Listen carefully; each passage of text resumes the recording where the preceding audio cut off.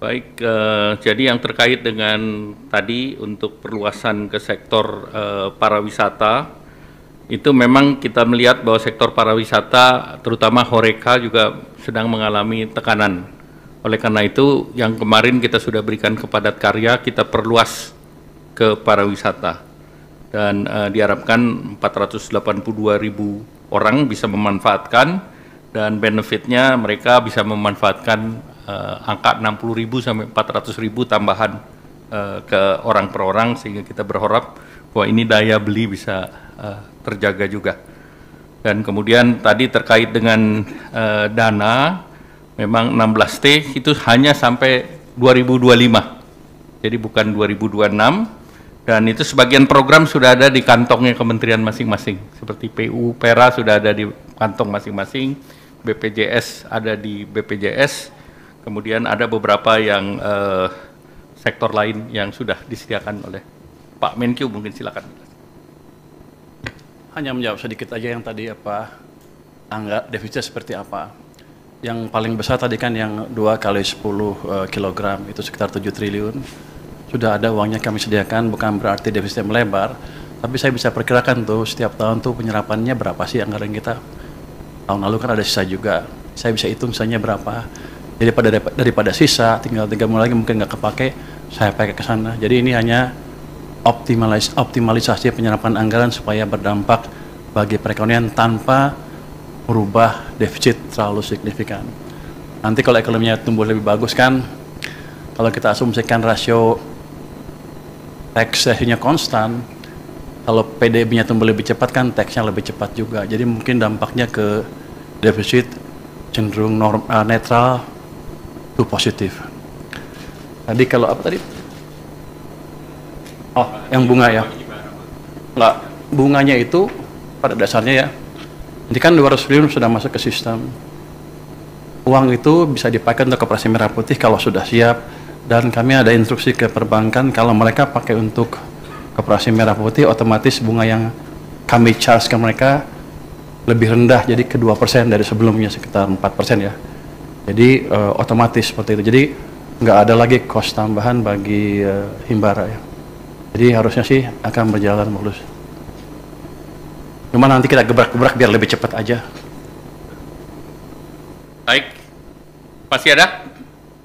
2 lagi ya, silakan Mas. Untuk Pak Purbaya mungkin Pak, saya Herdi dari Detikom Pak. Mungkin pertanyaannya mengenai yang program gelontoran dana 200T ke perbankan Pak. Mungkin itu sejauh ini progresnya seperti apa Pak? Apakah semua sudah masuk ke 5 bank itu? Terus mungkin setelah ini gitu Pak, apakah itu kan cuma 6 bulan ya Pak ya penempatannya? Apakah nanti bisa diperpanjang atau mungkin diperluas selain 5 bank itu Pak? Iya, artinya 200T apakah bakal tambah juga gitu Pak? Mungkin pertanyaan saya itu aja Pak. Terima kasih banyak. Ada lagi? Cukup, silakan Pak Purbaya. 200T hari Jumat sudah masuk ke perbankan. Uangnya udah nongkrong di sana. Sekarang saya duga para dirut bank pusing. Mau nyalurin kemana?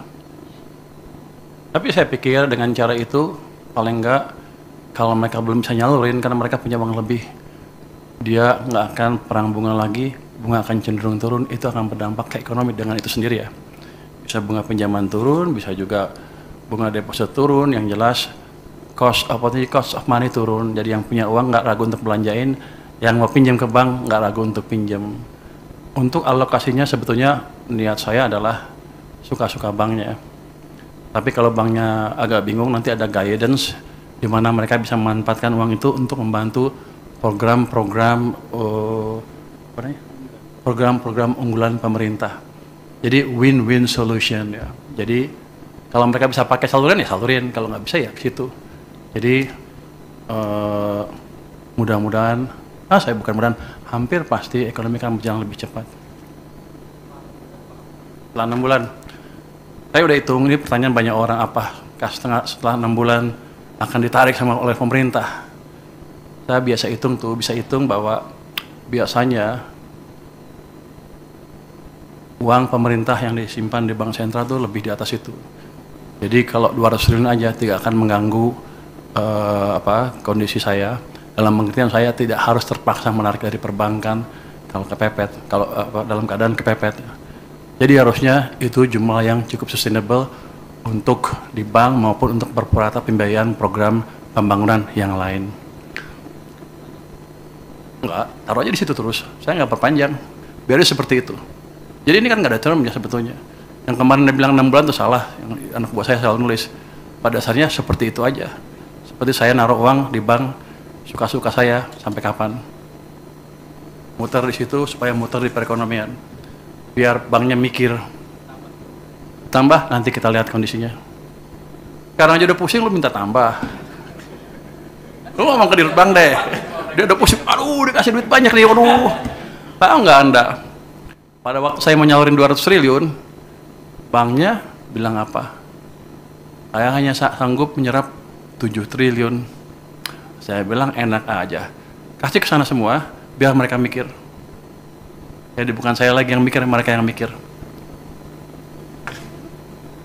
Baik, terima kasih Pak Menteri Keuangan, terima kasih Bapak, Ibu, teman-teman media cetak, media elektronik. Assalamualaikum warahmatullahi wabarakatuh.